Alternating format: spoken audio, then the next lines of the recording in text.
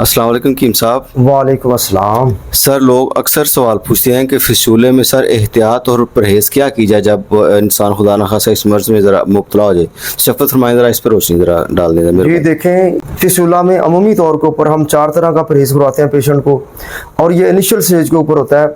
ये चंद दिनों के लिए इसमें गोश्त हर किस्म का, छोटा बड़ा मुर्गा मछली, इसी तरह गर्म अशिया मसलन अंडा वगैरह, और इसी तरह ये ड्राई फ्रूट्स वगैरह, आम और अंगूर, बादी अशिया ये आ जाती हैं, और तेज़ मिर्च मसाला जात, ये जो चीज़ें हैं ये चंद दिनों के लिए हम परहेज़ करवाते हैं।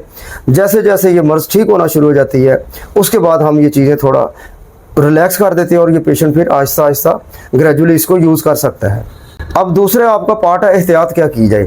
एहतियात ये है कि आप प्रोलॉन्ग सिटिंग को अवॉइड करें, यानी ज़्यादा देर तक मुसलसल घंटा घंटा 2-2 घंटे ना बैठें, ठीक है जी। इसी तरह स्टूल पास करते वक्त स्ट्रेन ना करें, यानी रफ़ा हजत करते वक्त ज़ोर ना लगाएं।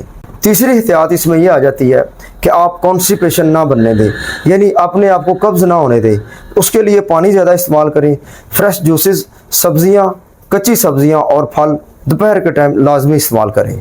हकीम साहब, सर अगर पेशेंट्स जो हैं वो आपके क्लिनिक पे विज़िट करना चाहें तो सर ज़रा काइंडली बता दीजिए कि किस तरह वो आपसे रब्ता करें, कैसे आपके पास वो आएँ। जी देखें, इसके ये 2 बड़े आसान तरीके हैं आजकल के दौर में।